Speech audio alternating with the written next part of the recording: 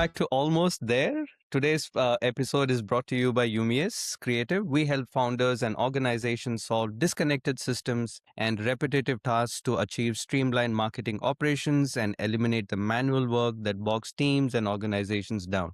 Today, I'm sitting with John O'Neill, Senior Vice President at Integrity Technical Services, better known as integrityjobs.com. John's been in the staffing and recruiting world for over 35 years, starting as an engineer and field tech before transitioning into talent acquisition. He and his wife Judy rebuilt the company under the Integrity brand, and today they run a woman-owned Ohio-based staffing partner that's placed candidates across the US in technical, operational, and skilled trade roles. John's someone who's lived through recessions, market shifts, and every flavor of hiring chaos, and he's still here, still competitive, and still innovating. So let's dive in. John, thank you so much for joining today, and how are you today? Thank you for having me. I'm feeling pretty good. It's a nice, wonderful, snowy day in Ohio. 17 degrees outside. I'm glad I'm in here, and I'm glad I'm talking to you.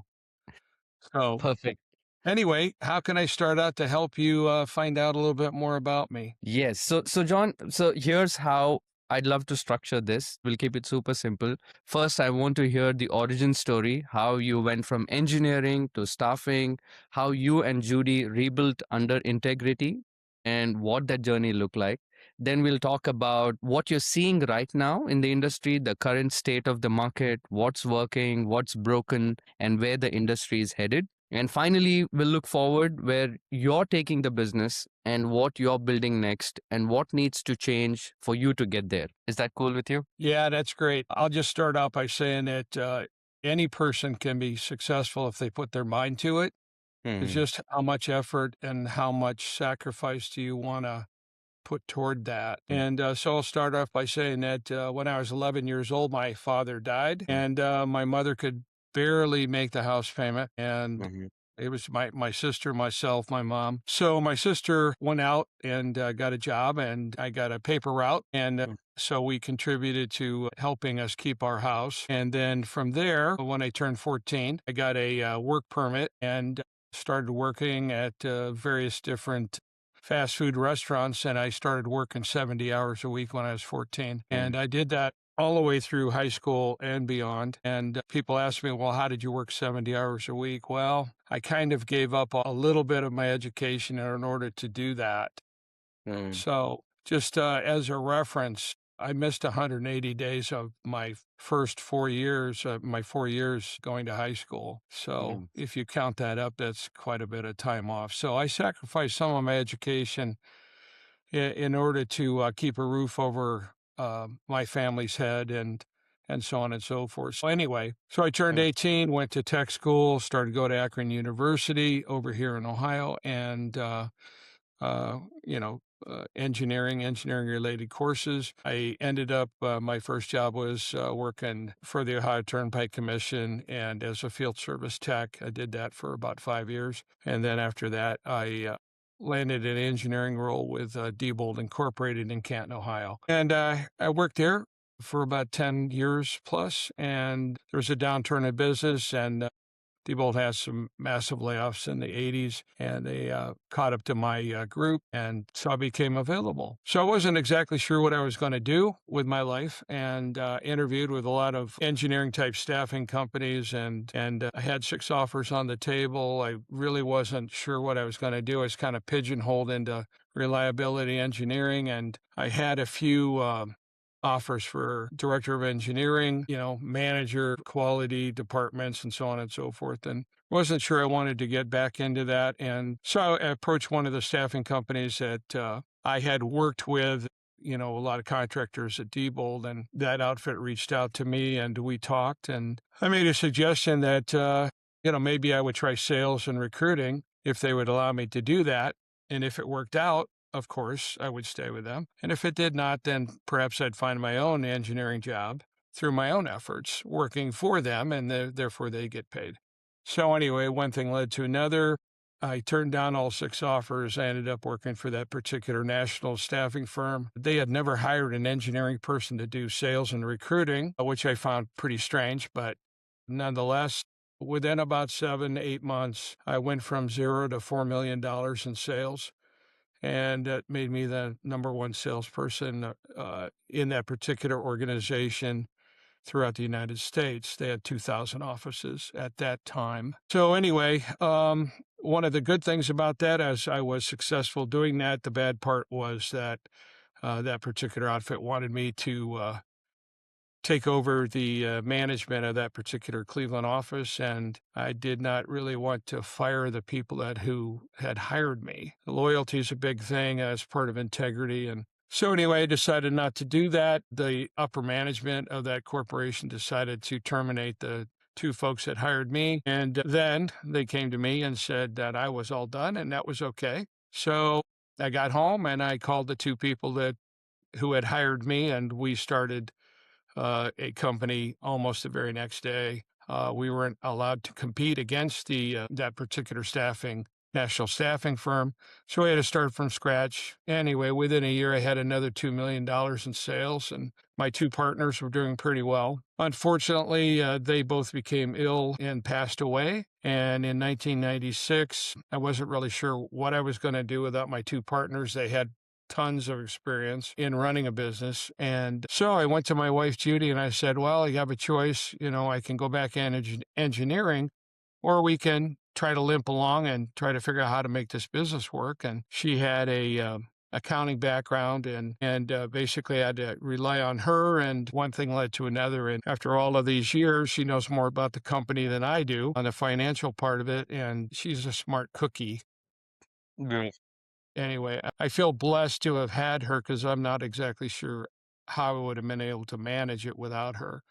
But anyway, so So, yeah, so that's kind of my story there as far as how we got to that point. We came back down to the Akron area from where we were in Cleveland because everybody who worked for us it came actually from Akron, Ohio, and I mhm, had recruited all of those people. And so we all got together and we made a decision to continue the business, and it's beautiful. worked out pretty good all these years.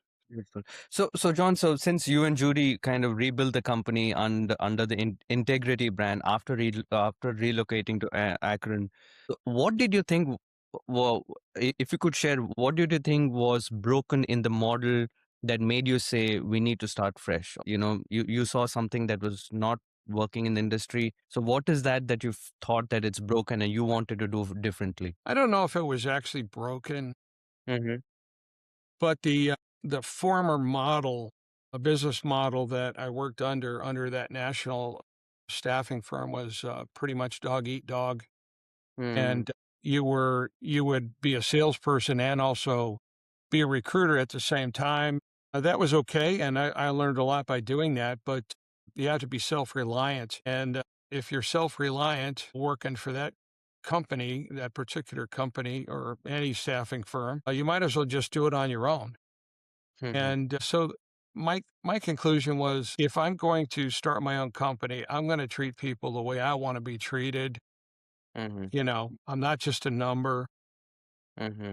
So I surrounded myself with people that had some success, whether it was in this industry or outside of this industry. And I pulled those talents, all the little bits and pieces that I was personally missing.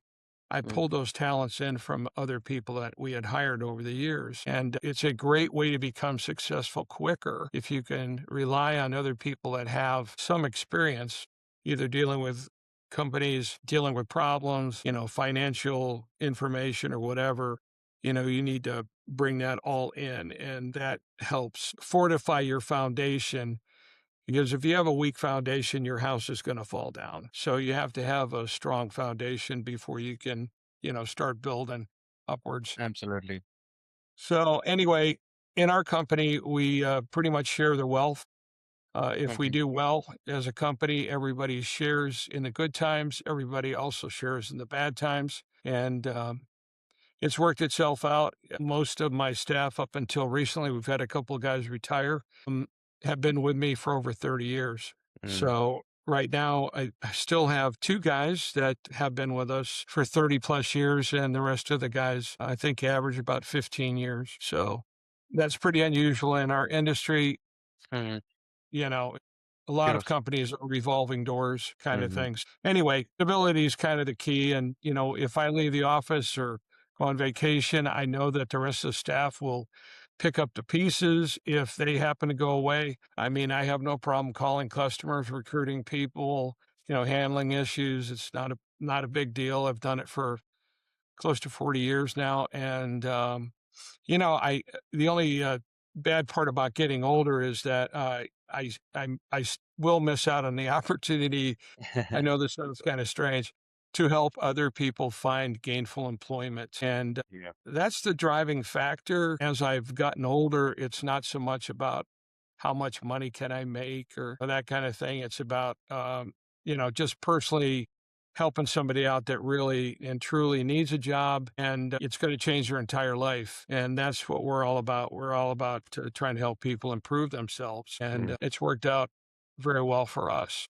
So I think we have a good reputation across the United States, and I intend to keep it that way. So whatever we need to do to make things right, that's what we're going to do. And, Yeah. sometimes things happen, mistakes happen. You put somebody to work that's not the right person. Mhm. The person's doing the job, designing something, they didn't design it right. I mean, I've had to eat the cost of that expense, Mhm. in the past. Clients appreciate that when you go the extra mile. Some of those things aren't your fault. They Yeah. just happen, you know, but you take responsibility for it. You own it, make things right. One thing I learned a long time ago is that you can do 100 things right for any particular customer, and they Mhm. might remember that. I will Mm. guarantee you that the first time that something doesn't go right, they will never forget it. Mm. So that's something to keep in mind if you're, starting out your business or whatever. You have to bend over backwards sometimes to, make sure that things are going in the right direction. And, having a Absolutely. lot of friends out there is a good thing to have. It takes Mm. one or two people that, think they had a bad experience or whatever, and they can really affect your business in a negative way. So Yeah. Yeah. keep your friends, make as many friends as.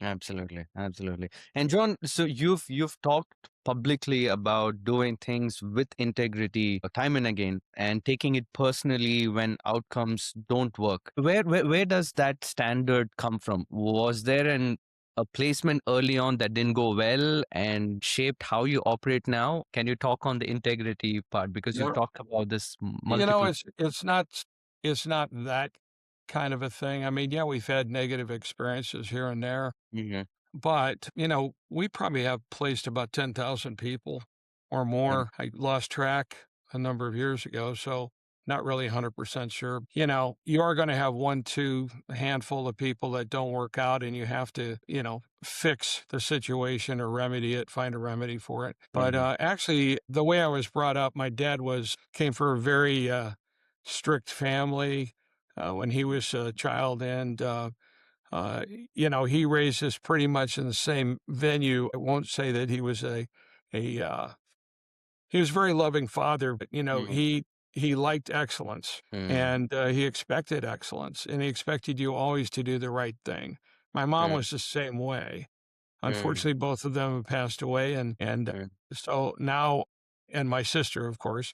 So we're the people that carry that through to our children. And I have two sons that work in the corporation, Jim O'Neill and Mhm. David O'Neill, Mhm. and I have instilled that in them as well to make sure that doing the right thing every time is the only way to go. If you Mhm. try to shortcut it, you're going to have problems. Makes sense. Absolutely. Absolutely. Absolutely. And John, you posted recently telling employers to do not to employers not to panic about the recession narrative. So, what are you seeing in Ohio manufacturing and R&D that makes you more optimistic than the headlines? Well, I'm really glad you brought that up because over the last probably week and a half, Mm-hmm. I have been posting our brand new jobs Mm-hmm. on not only on our own website, but on various different national job boards and Facebook, Twitter, and LinkedIn, the new jobs that have come in January. And I posted 68 new jobs, Mhm. mix of engineering, engineering slash manufacturing, and skilled labor like Mhm. CNC machinists and welders, and Mhm. jobs that require some educational background. Mhm. Anyway, to make a long story short, posting 60 brand new jobs in the last 3 weeks tells me that the economy is going to explode. And so I can say that in Ohio, it's going to be very good because we are very strong in manufacturing, research and development, and engineering here. So I Mhm. expect good things. I Mhm. expect good things across the United States. Mhm. And I could say even during the COVID situation, we were busy, even though a lot of brand new jobs were not being opened. Mhm. And even today, we have close to 300 job openings. Some were carried over from last year, and then the addition of these new 60 plus new jobs that I have just recently posted. We're busy. We don't Mhm. have a huge staff. We have a relatively small staff compared to how many job openings that we actually have. Mhm. I think each one of our recruiters has at least 60, 70 jobs each, and that's a lot for any recruiter. Absolutely. Anyway, so I think there's a bright future ahead, and I'm anxious to see what's going to happen with the AI. Mhm. I mean, some would say, well, that's, are you thinking negatively? And actually, I'm thinking in a positive direction. Yeah. I think it will help the staffing industry rather than hurt it, especially if you're selling technical personnel, Yes. either on a full-time basis or contract or a temp to hire basis. So I Yeah. think that that would actually help us and not hurt us. So Yeah. I have no fear about that kind of thing. I think AI will be of great assistance, especially to repetitive manufacturing Mhm. uh, functions. We'll Yeah. see how it all turns out, but hey, anything can happen. I've seen it go from really great to terrible to almost worse than that, and then spring back up. Yes. I think a lot of it depends upon who you elect. You got to pay attention. Yeah. I personally think that you just have to watch and listen to as many different sources of information that you can find in Absolutely. order to pick out candidates that seem to have it on the ball, because you Absolutely. can't just put somebody in there that's never had any experience, never had a job. You Yeah. need people that have worked, that Correct. understand what it costs, and so on Yeah. and so forth. So anyway, Yeah. I'll get off my political soapbox. I'll keep my fingers crossed that we keep going in the right direction.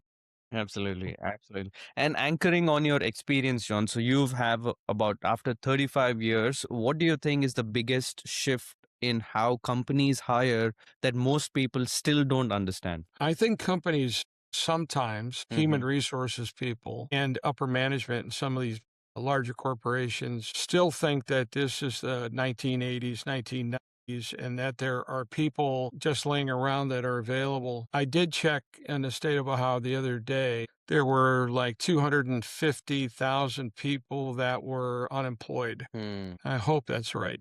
Well, I wish it was a lot less than that, but let's just say, for instance, if that is correct. And I also looked up to see how many job openings there were, and there Mhm. were almost as many job openings as there were people available for work. Hmm. Now, one would think that there should be nobody that should be unemployed Yeah.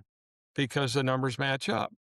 Yeah. Well, the truth of the matter is that those 250,000 jobs that are available, they have a certain skill set that they're looking for. Mhm. Unfortunately, that the 250,000 people that are collecting unemployment do not have the skill set that Yeah. matches. So, this is very difficult, but I think that as a country, we need to look at what are the skill sets, what needs are there today, and let's get these people trained up so that they can become employable, Mhm. within 1 or 2 years of training, and Mhm. get them off the unemployment and into the working market. So Yeah.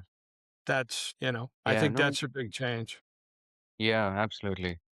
I So think the invest. other thing too, Mhm. I'm sorry. I think the other thing too is that a lot of companies don't realize the impact of what happened in 2008 when our country went through a recession. Mhm. And I do remember this very vividly. We probably had several hundred contract temporary employees working at, I don't know, 80, 90 companies. Mhm.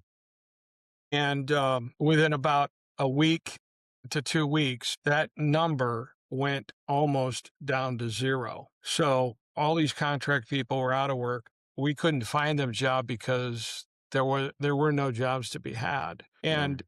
what was happening was, because I've been in this industry for a while, people that I put to work uh, at the end of 1980 and the early 90s, people would call me up and say, "Hey, my son or daughter is going to graduate from college, and what do you recommend they get into?" And the last thing that we would recommend them getting into was anything in engineering, Mhm. because there were no engineering openings. Now, there were IT openings, and so we directed people to go into IT. Well, Mhm. anyway, so here we are today, Mhm. 2026, and there's a huge shortage of mechanical electrical engineers across the United States. And companies don't understand that what happens in the past affects what happens in the future. So Absolutely. that's pretty much how that goes. Absolutely. Okay. So, so talking about the present, so you offer payment plans and performance guarantees, which most staffing firms don't touch upon. Why is that still rare in the industry, and what does it tell you about how competitors think about risk? Yeah, when we got into COVID, Mm-hmm. we were almost 98% of the people that we had employed were contract temp Mm-hmm. to hire people. So we Mm-hmm. did very few permanent placements. So COVID happened. We had to change our business model to be from strictly an engineering IT company to, engineering, IT, skilled manufacturing, and skilled labor. So we had to go that direction in order to keep the doors open. So, again, if you're starting out your business, sometimes you have to change your business model in Mm-hmm. order to make things work. So we changed our business model, and it's like, okay, what else can we change to make it more attractive for companies to want to utilize their services? So we came up with some ideas. And the first idea we had was, since companies were calling us and now asking us for permanent direct hire employees, what could we do for them? And so we thought to ourselves, what's everybody else doing? And so we looked at that. And then what we thought, let's do something totally different that's unheard of in the industry for the most part. So we came up with payment plans, 6-month payment plans, 12-month payment plans. For startup companies, I'd even go 2 years, Mm-hmm. 2-year payment plan, Mm-hmm. because they don't have the money to, afford to hire people. So that's the direction that we went. So we came up with a direct hire permanent placement plan, basically, which was 6-month and 12-month payment plan. Mm-hmm. And we broke that fee down Mm-hmm. into 6 or 12-month equal payments. Clients loved that. It had really any issues. And as far as the guarantee goes, if the person that we place on the job quits, gets terminated for any reason, we basically stop all billing. So Mm-hmm. we don't bill for any, whatever the remainder of the contract is. So if Mm-hmm. something happens during the third month, we stop all payments at the third month and we don't charge them any more money. If they Mm-hmm. don't complete the entire 30 days of that third month, get terminated at any point during that, we basically give them all their money back during that third month. We give it all back to them. And we do that for every month, starting from the first month to the 6th month, or the Mm-hmm. first month through the 12th month, depending on the plan. Mm-hmm. And so that's the guarantee. Basically, the client is not on the hook for the entire amount. Mm-hmm. And so that makes them feel a little bit more comfortable about dealing with us. And, fortunately, we haven't had too many issues where we'd have to give up any of any of the money that we were due, Mm-hmm. or change our contract or whatever. I mean, it just kind of works. It's very smooth. Yeah, no, So, absolutely. That puts the client comfortable, and it also makes them understand that there is somebody considerate, right? So who can well, consider. I think in our case, I always thought that everybody should have skin in the game. Mm, And so our risk is that if we put somebody into a position that they're not qualified for, mm-hmm, why should the customer be the only one to suffer? mm, So that should be our responsibility too, to always make sure that we get the most qualified person possible into that position. And mm, so that's our skin in the game. I mean, our responsibility is to find that person. That's what the mm, client expects. Now, we yeah, expect the client to pay their bills mm, when we place a person that's qualified. yeah, But, there's always that unknown about the person that you place. So, yeah, it's kind of one of those type of deals. And we stand mm-hmm, behind everything that we do. And that's part of the reason why we chose the name Integrity Technical Services. And, you know, that's what beautiful. we do. Beautiful.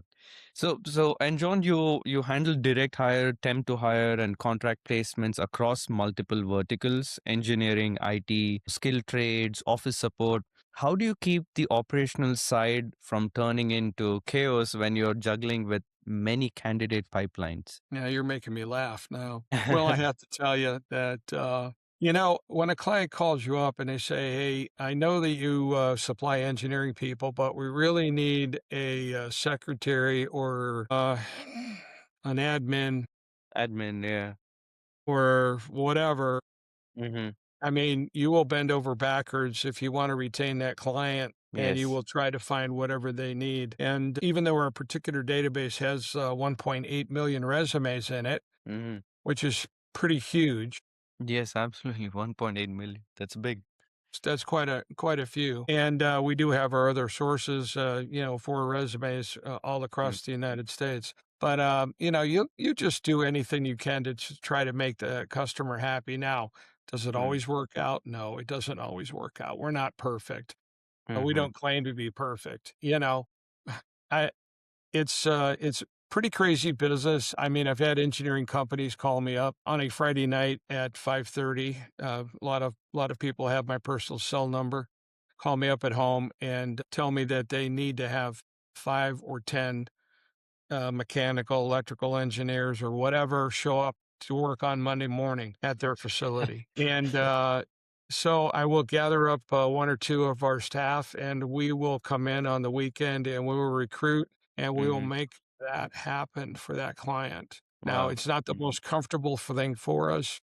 Mm-hmm. And you do have to give up some of your personal time. But Mm-hmm. when you look at the long term picture, it's all about taking care of your family and making things work. Yeah, So, absolutely. Exactly. So my mentor says when you are dealing in business, your client's problems become your problems. So, right? yeah. So, and Yeah, if yeah, I know. Well, sometimes you have to remind a client that, their financial problems don't need to become your problem. your problems, exactly.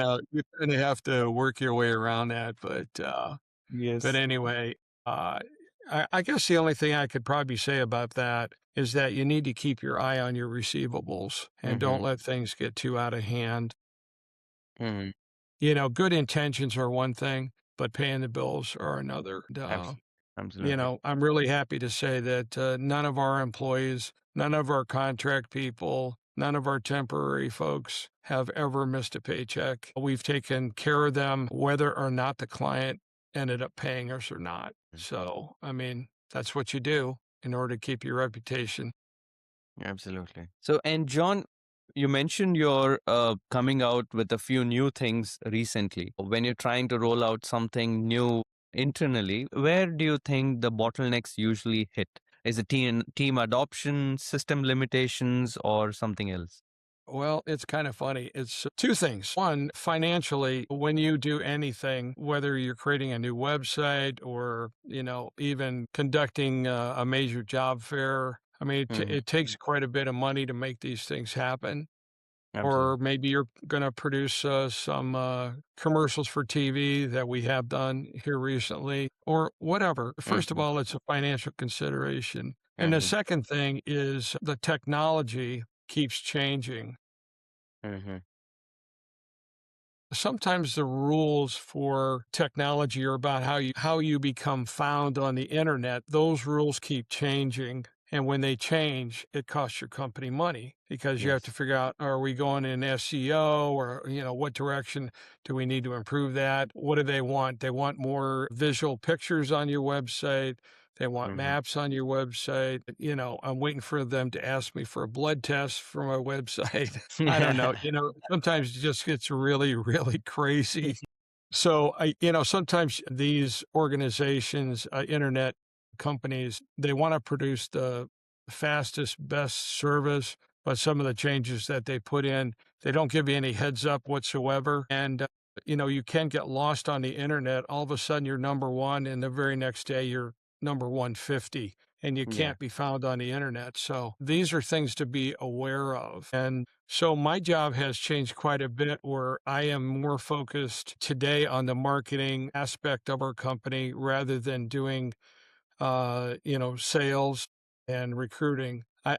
I don't mind doing it. It's quite a bit different. It's challenging in a different way. And when I kind of add up all the hours, it actually takes more time to do the marketing across, various different platforms than I would spend on recruiting. Mm. So ladies and gentlemen, I'm 70 years old. I just turned 70 in January. I'm still putting in about a 40 minimum 40-hour work week. I Mm. usually work 60.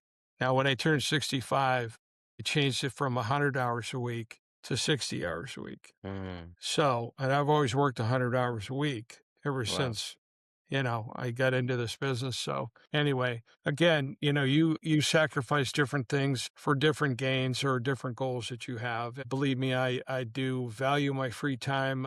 Value the time I have with my wife and my children.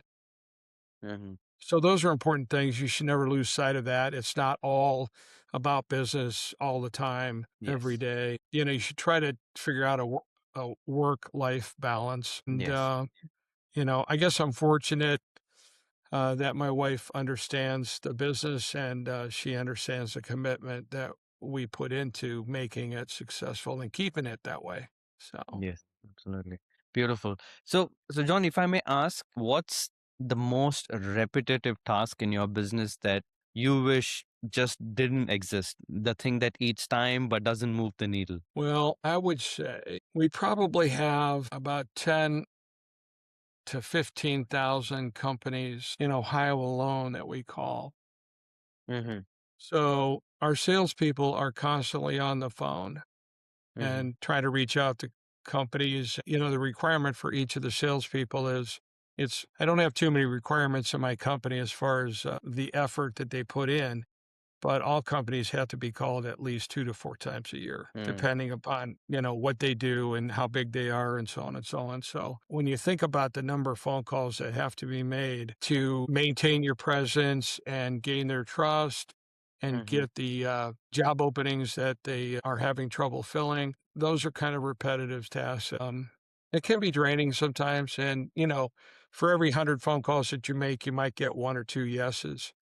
So Yes. again, if you're a company that's starting out, expect a lot of rejection. Mm. And there is a lot of competition. No Mm. matter what business you're starting, you're going to have a lot of competition. You Yes. have to have the intestinal drive to make it work, and you Mm-hmm. have to have a no give up attitude. And I don't know.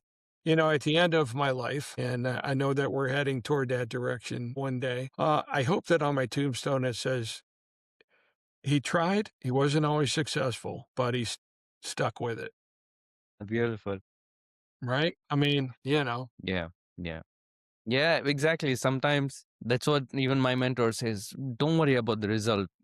Just worry about what you can do and just put in the reps. The result will happen. yeah, It'll happen the way whatever needs to happen, it'll happen. But all correct. you can do is just put in the reps. Absolutely. Well, if you put in 100% effort, you're going to get 100% return. If you put Yes. in less than that, you're going to get less.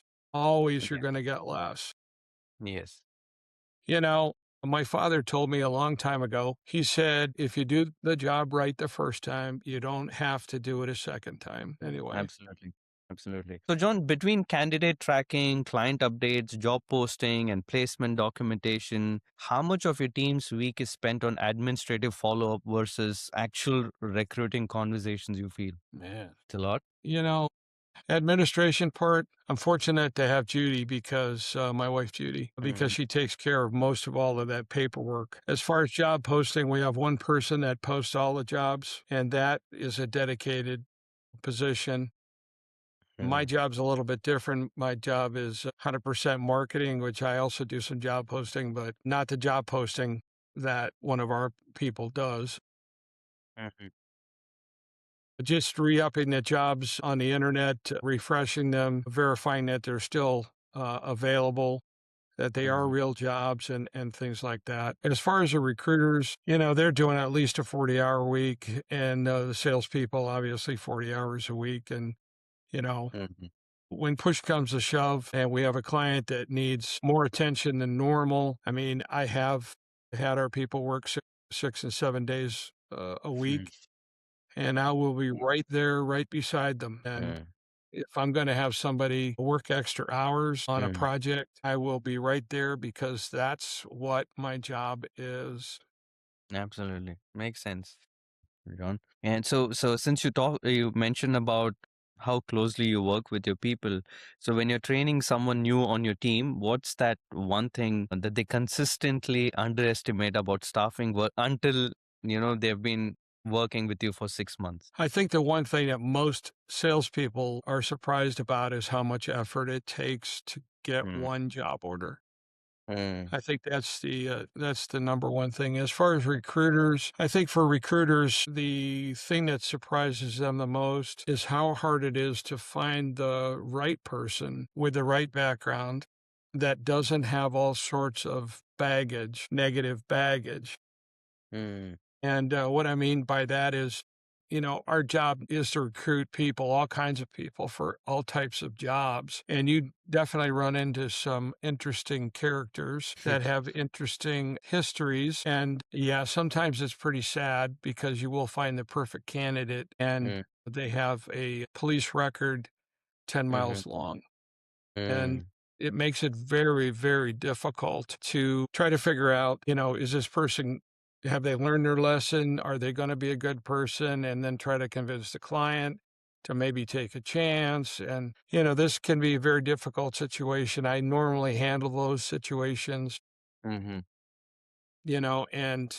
I go out on a limb for certain people that I will guarantee that they can do the job and they will be a good person going mm, forward.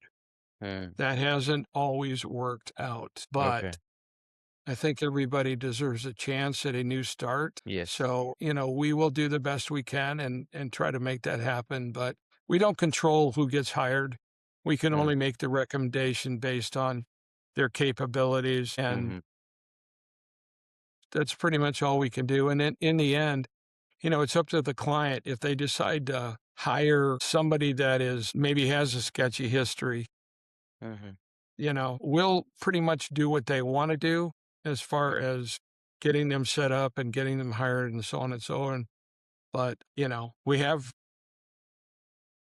Yeah. we have seen things turn out very, very well, and sometimes they don't turn out that well. It just Yeah. depends upon the person. And again, people have to learn, to Yes. try to do the right thing, all the Absolutely. time. And With when you make a integrity. mistake, you have to take it on the chin and you know, try to do better, Yes. and we're always looking for people that are trying to make something of themselves rather than what they are today. And Yes. so if we can help them improve their life and their ability to earn money, Mm, that's what we're here for. So, absolutely. you know, I mean, I do care about every person that we do put to work. I definitely care about my staff. I take care of my staff. People say, well, how do you take care of your staff? Well, it's funny because I make lunch for my entire staff every day. I cook lunch. Yeah. Yeah. As a Oh, matter of that's fact, great. we're having chicken parmesan today, and I already started cooking that early this morning. I made it all from scratch. Uh, Wow. so we'll have Somehow- full blown dinners. If you got a job here, I guarantee you gain 10 pounds within 6 months. You'd be 10 pounds heavier, or maybe 15. But That's what you do. You try to take care of your people as best you can. And I think that's part of the reason that that our staff has stayed with us and stuck with us even during the worst of times. Mm. 2008 was probably the worst that could be. I mean, we had no revenue, and Mm. thankfully we had a rainy day fund, which is important for new companies to set aside money to be Mm. able to ride through those economic downturns. So when I tell you that I spent $250,000 to keep my staff on staff in Wow. 2008, that's the truth. I reached into that rainy day fund and I put that together and I said, don't worry about you're not going to lose your jobs. We all took pay cuts, deep pay cuts, but we kept the Mm. company open and we moved forward. And the people that lived through that situation, some of them are still here and they all Beautiful. appreciate that. So, I Beautiful. mean, when you work with a certain group of people, they become Mhm. family. I Mhm. mean, much like your own organization, you have a couple of people and you rely on them for different things, and we're the same way. So, Absolutely. interestingly enough, I've had companies ask me, large corporation ask me, how have we been in business for such a long time? And they say, we have a situation in our company. We don't know what's wrong. And Mm. we have people that are unhappy in this particular company. And I go, okay. I said, would you do me a favor? And they say, of course. I said, would you go into the men's room and ladies' room and take a picture of the men's room and ladies' room? And they say, well, why would we want to do that? I said, because your employees not want to have a clean bathroom. And if it's not a clean bathroom, then it shows that you don't care about your employees, Wow. right?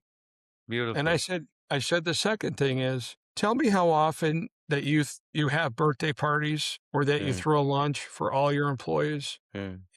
I said, yes, it cost you. In our case, it cost us about 100 some dollars a week to feed all the guys and Mhm. my staff. So I said, if you put, $500 a month toward having one nice lunch every month, don't you think the morale in your company would go up? So Yes. I have Absolutely. turned around some of those companies where they had some bad attitudes from their employees to making sure they had, upgraded bathroom, a nice lunch every once in a while, a recognition for somebody having a birthday, or maybe Yes. somebody did something special. So you have a Mm. special lunch or cake or whatever, pizza, and Yes. you share it with all the employees, and that makes the employees feel like they're part of that family. It's Absolutely. just not a job anymore, right? So, Absolutely.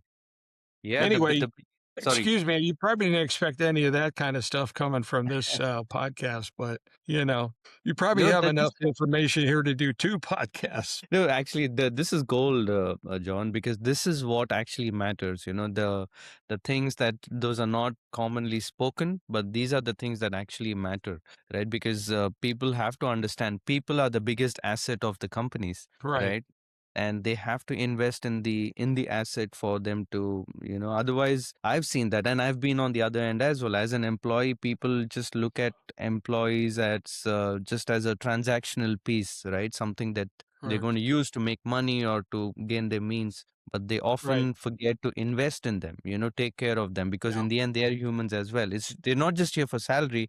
Of course salary is a very important piece, but most of the people, if you look at the survey, why do people leave jobs? It's not just salary, it's also because how good they feel there. Like, do they feel heard, do they feel validated? All of those things absolutely matter, and a happy employee is a happy makes the company happy, and it makes right. sense. Happy Exactly. wife, happy life, right? Happy Exactly. wife, happy life. Yeah. Yeah. Unfortunately, there are a lot of companies that treat their employees just like a commodity. And Mm. that's unfortunate because there's a lot of value in what people bring to the table. And I think many times corporations do not realize if they gave their employees a chance Mm-hmm. to learn something new in their company that they might be like outstanding Mm-hmm. and add, something more valuable than what they're actually were hired for originally. So, Mm. I mean, I think opportunities need to be offered to employees maybe a little bit more often, and that makes people feel wanted. Like this Yes. company needs me because I can do this, this, and this, right? Yes. And so the more you can do, the more valuable you become, and people want to be thought of as valued. And Correct. we all have to keep that in mind. Absolutely. Absolutely. Yes. So, if I may ask, what's the most common unrealistic expectation clients have when they first reach out, and how do you reset that without losing the relationship? All companies if they wanted 100 items, they'd want 101 items for qualifications. Always. So I would say that that's probably the most unrealistic thing. The Mm-hmm. second most unrealistic, I don't know if I want to say it's a need but the second most is the availability of people that Mm-hmm. specifically fit their job. Mm-hmm. Companies have to train anybody on a job. Nobody's going to walk into a job that can do everything that the Mm-hmm. client expects. So the client has to keep an open mind and take a look at the potential of the person. What did they do in the past? What do we think they can do in the future? How can we get them trained, to become that valued person? Mm-hmm. So I think those are probably the 2 hot buttons right there, and, Mm-hmm. I think the other unrealistic part of it is, companies have to understand that, yes, all of their jobs are important, but there are a limited number of qualified candidates for any position, and, you know, why do we have 300 jobs or close to 300 jobs, open at the Mm-hmm. end of 2025? Because we didn't have enough candidates, good qualified candidates to fill those positions. Mm-hmm. So, you look at that, there's 300 companies that are probably out there that are still in need of those people.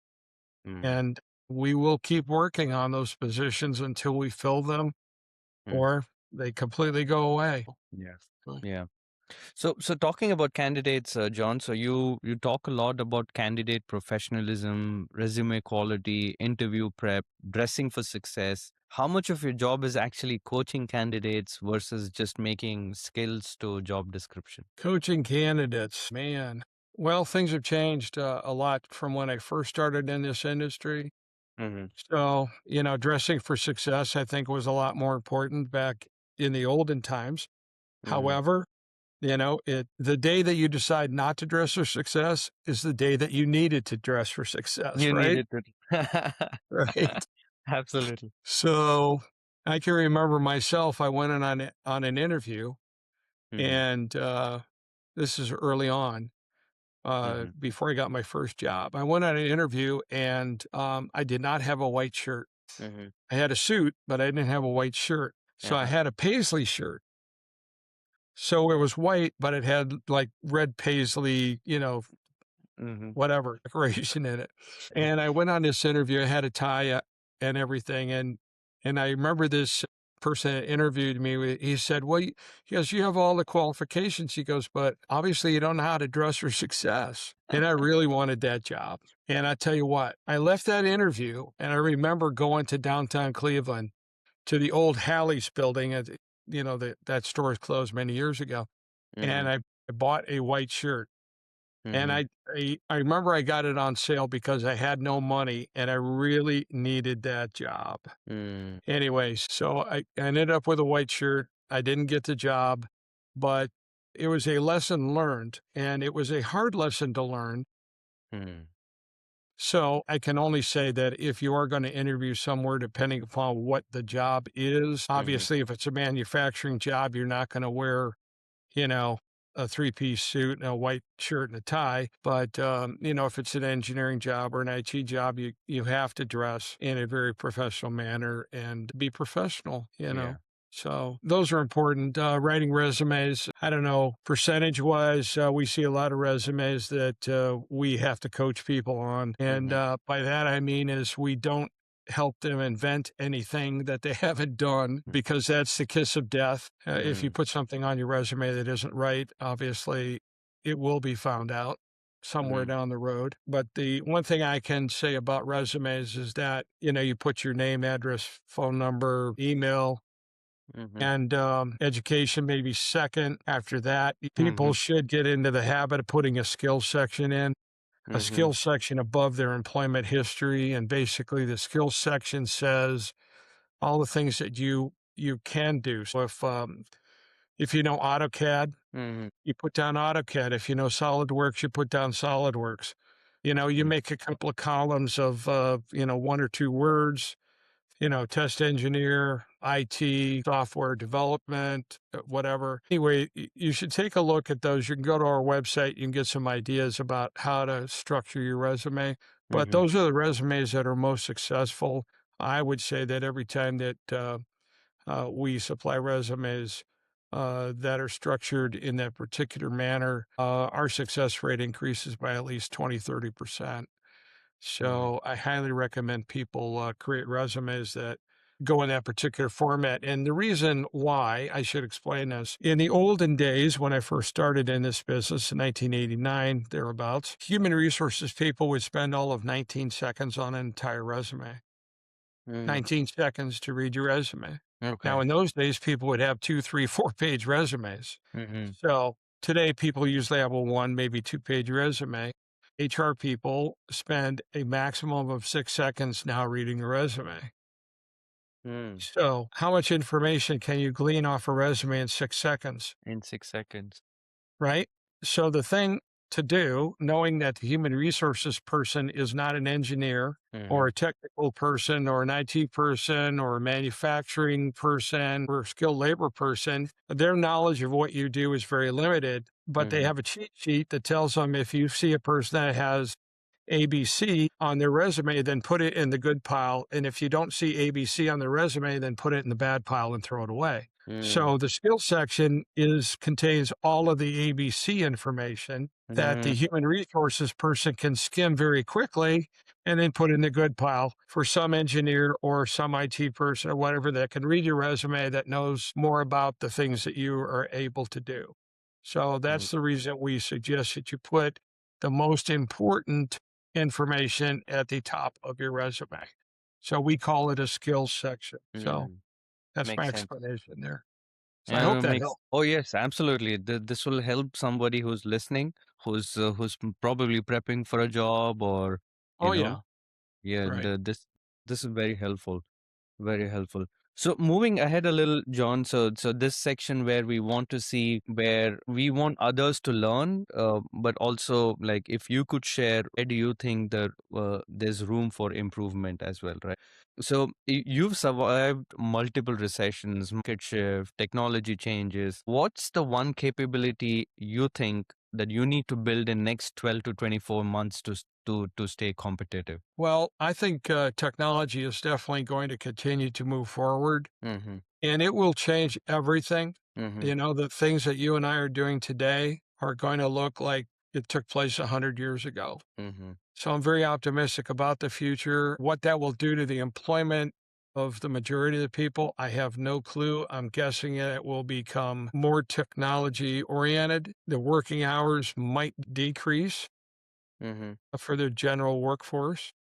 Mm-hmm. I think that that's probably going to happen. I don't think you can lose if you're getting an education in technology. I don't think you're going to have a problem there. I do see that there is a definite need for people that don't have a technology degree, Mm-hmm. but have a skilled labor certification or diploma Mhm, because your electricians, your plumbers, your pipe fitters, your welders, all of these people are in very high demand. And like I called out a plumber the other day to come to my house. I mean, I think it was close to $100 an hour for that mm, person to be there. I don't know a lot of engineers around my area that are making $100 an hour. So, there's something to be said about getting your hands dirty and, being a more mm, hands on kind of a worker. And I think that the respect that those people with those skills, I think the respect is going to continue to increase. And I do believe that their wages are going to keep continuing to increase as well because there's such a shortage of those individuals. Not a lot of people want to get their hands dirty, but when you look at the bottom line, dollars and cents, could be worth it.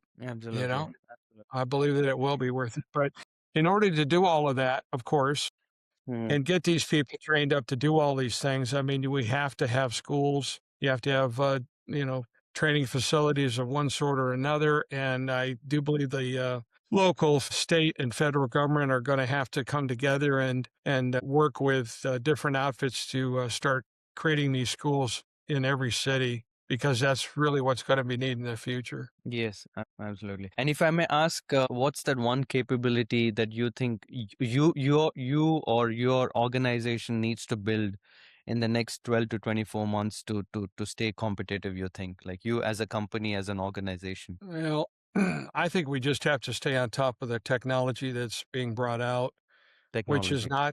not super easy because there's so much of it, and, again, Mm, everything seems to be changing. So mm, we just have to be flexible enough and mm, keep an open mind because, the things I did back in '89, 1990, mm, they don't work today. They don't work today. Back in the olden times, that's what I'll call it, I used to be able to go to a client, and they would open their doors for me, and I would go in and talk to the head of HR or the director of engineering or president of the company. I would sit down and have a nice conversation. And by the end of it, we'd have job orders, we'd have people lined up to interview. mm, Today, you have to dial the phone, even trying to set up a virtual meeting like we're having today mm. can be difficult. Sometimes technology doesn't work, which you and I have experienced recently. Yes. And, I mean, those things happen. And so, I mean, I don't really know what's going to happen in the future, but I know that it's going to be much more improved. Mm. And so, as a company, we just have to stay on top of that. Stay on top of that. Absolutely.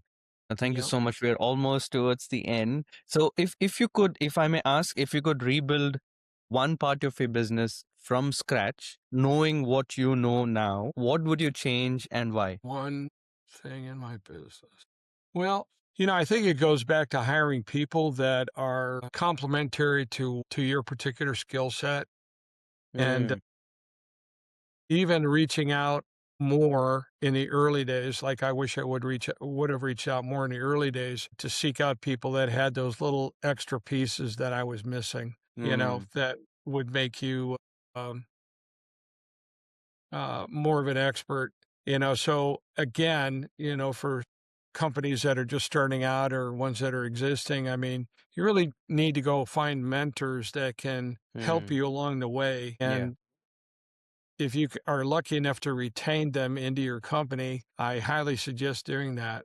You know, I guess other than that, I had an opportunity to really take our company to a national level Mm-hmm. years ago in 1998. And I have regrets on that, but anything can happen. Mm, And I've always been one to make sure that we are completely debt free. mm, And so for companies starting out, I know that's very hard to do, but if you can get yourself to a situation where you are putting money away in the bank and you don't have to rely on borrowing money from anyone or any institution, that's really the way to go. And it's the fastest way to build your personal wealth. mm, So if you can do that, I highly recommend it. But we did have this opportunity. Um, I was quite frankly afraid to make that big commitment. mm, And, I'm not exactly sure how it would have turned out. And I think that's, if I had any regret about business, about my business, I think that would be the regret. So mm, again, it's all depends upon what you're comfortable with. mm, If you're comfortable being a small company as we are, mm, even though we have the look of being a national company, which we're mm, not, but we're not mm, afraid to take on any kind of opportunity throughout the United States and have been mm, pretty successful with it. We only have one office. mm. So if you have one office, you have one expense, right? Yes. So you're either paying the rent or paying the payment, like a house payment. So Mm, you have to gauge what your risk level is. Mm, So, if you're a person who wants to take more risk, maybe you want to go out and borrow tons of money, or, maybe you want to partner with some other outfits. I mean, you have to come to terms with that.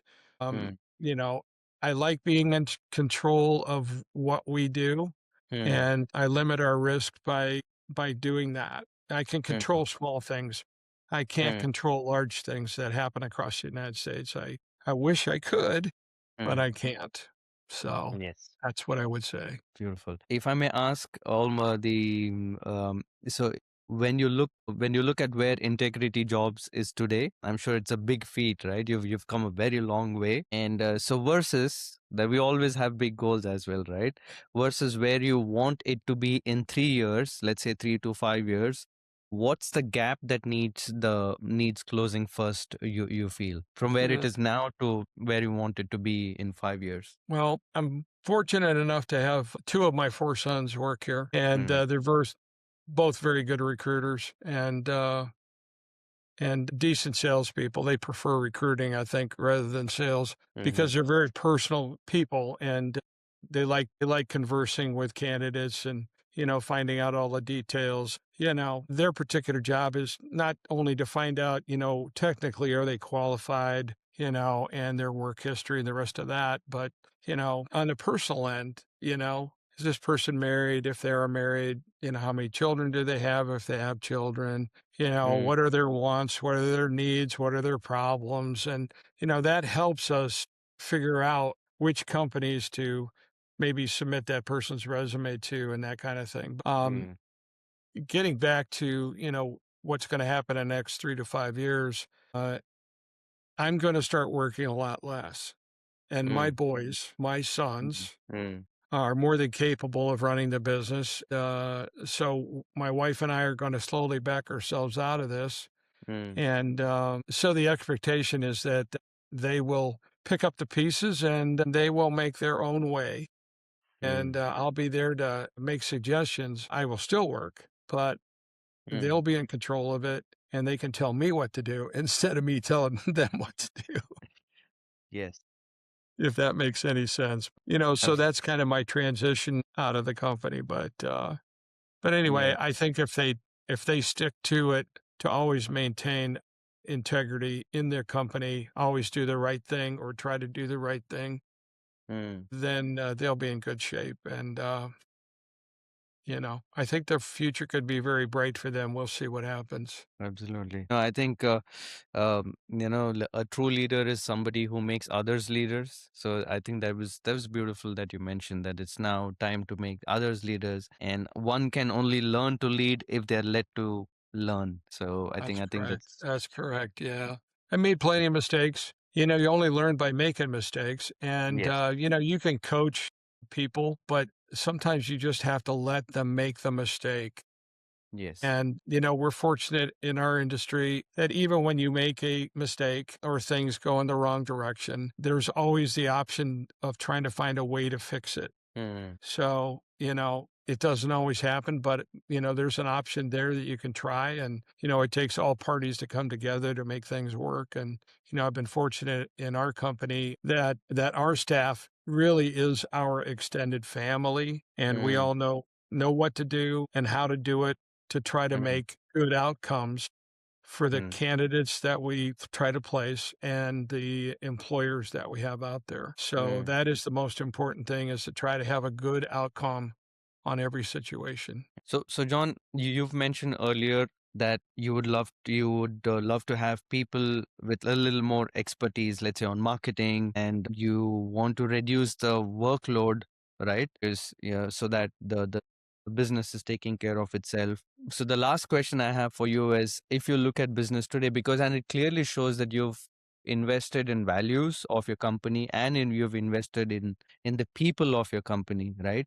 And obviously you want to see the company make a lot more progress in the future, right? So I think you have the right ingredients, you have the right people, values, the everyday thing looks, what you guys do, like you feeding lunch and all of that. I think that's beautiful, right? So you have all this in place, but what do you think is one thing which you feel kind of drags companies down or holds them back from success? What do you think is that one thing if you have to tell, even though when you have everything right, but you need to have this thing in place so that you can be where it can actually be your company and others? I think it's pretty much something I said before is that, sometimes it's overcoming your fear. Mm, And it's, what are you comfortable living with? I mean, that's mm, part of it. For a small company, it's important to understand what your limitations are. mm, For large corporations, I think what's holding some of those companies back is their propensity to look at the stock market and tie mm, everything that they do to what happens to the stock market. Now, yes, the economy and how that looks as far as the stock market goes, that is important. But mm, you can't decide that, you project out that you think 5 years from now you're going to need a new factory with new equipment, mm, right? If you spend the money today to do that, it'll probably be one fifth of the cost if you do it now compared to what you do it in 5 years from now. So you kind of have to look at what's it going to cost me to do it today? What's it going to cost me to do 5 years from now? Can I afford to wait? mm, Am I going to be so fearful about the stock market if it goes up and down by a couple of 100 points? Is the world going to crash? Is the world going to end? So mm, again, when you're the business owner and you're in control of all the finances, it's easy to make decisions like that. When you're a big mm, corporation, it takes a lot more input, a lot more information from other people to find out if you want to go ahead with projects or not. And, it's all about fear. I mean, mm. it's kind of a fear thing. It's just, you have to sometimes overcome your fear. I basically, you wouldn't believe this, but I'm basically a very shy person. Most I people would find that not, hard to believe. most people would not say that. I mean, if I know you one on one, I Mm, have no problem. mm, But I am probably the worst speech giver ever. If I get into a situation where I got to talk to more than 30 people, mhm, and that seems to be the number, mhm, if I get into a situation where there's more than 30 people, I will be tongue tied. I will have fight flight syndrome like you wouldn't believe. I would be just, I mean, it's normal to have that, I mm, guess. But I admire people that can, get up in front of 1,000 people and, just talk like they're talking to one person. And mm, I have tried every method imaginable to try to get over that fear. So, again, I mean, it is what it is. I mean, we're just regular people. We're regular guys, guys, gals, whatever. We all have fears. We all have hopes. We all have dreams. mm, It's, how are we going to get to it? So I mm, think trying to set a goal and reaching that goal, I think that's an important thing. Try to keep the jitters and the fears away from you as much as possible. I don't know. Look for mentors. Try to find mm, a mentor that understands what your business is. And mm, always try to hire people that complement what you are and what your values are. mm, And don't settle for less. So, mm, I like working with people that are nice people, they have opinions. I listen to those opinions. I value that feedback. They don't always agree with me, and that's okay. yes. And, I have found out sometimes that they are 100% right and I am 100% wrong. Mm, So you have to figure that out. So, you know, my philosophy is if you treat people like you want to be treated, then that's going to be the best way. And that makes you the happiest. So, I mean, would you buy from a person that's hounding you and browbeating you and the answer is no. yes. You don't buy from people that are trying to manipulate you. And that's one thing we don't do here. We don't try to manipulate anyone. If you want to take the job, that we put in front of you, great. If you don't want it, let us know why you don't want it. We'll try to make it better. If we can't do that, then hey, we wish you the best of luck. And, Mm, unfortunately, there are staffing companies out there that try to strong arm candidates into accepting jobs, mm, threaten them with legal action and all kinds of stuff. mm, That's just not us. Anyway, mm, if you're looking for a company that's going to treat you right, Integrity Technical Services, that's who we are. I mean, you can absolutely. find us on the internet, whatever. Call me personally, email me personally. I'll be more than happy to talk to you. Yes, absolutely. For those who are listening, John has been an absolute pleasure to talk to, even offline. He, even though he says he's shy, but he's very funny and he makes you feel comfortable. Yeah, do reach out if you have any requirement at all. And as you guys have heard, John will deal with you with integrity and humor. Thank you. John, this was an amazing conversation. Thank you for not only sharing the positives but also the areas of improvement. Sure. This helps open up. We open up a conversation. Sometimes we all try to put up a mask that hey, everything is good, but people don't actually open up and tell, hey, this is where I need improvement. How can we help each other out? And that's the whole goal of this podcast, if I may Yeah, say, that that's why we call it almost there. We're almost there, but what is that? Some things that we can share with each other, help each other to get sure. where we want to be. So Yeah, thank you that's so much that's for pretty hopping much on. it. I was very happy that we had this opportunity to talk. I find this podcast, and I have done a few others. This has probably been the most fun. For those of you who want to reach out to me, our local number in the Ohio area is 330 Mm. 633 6500. Our toll free number is 888 262 3226.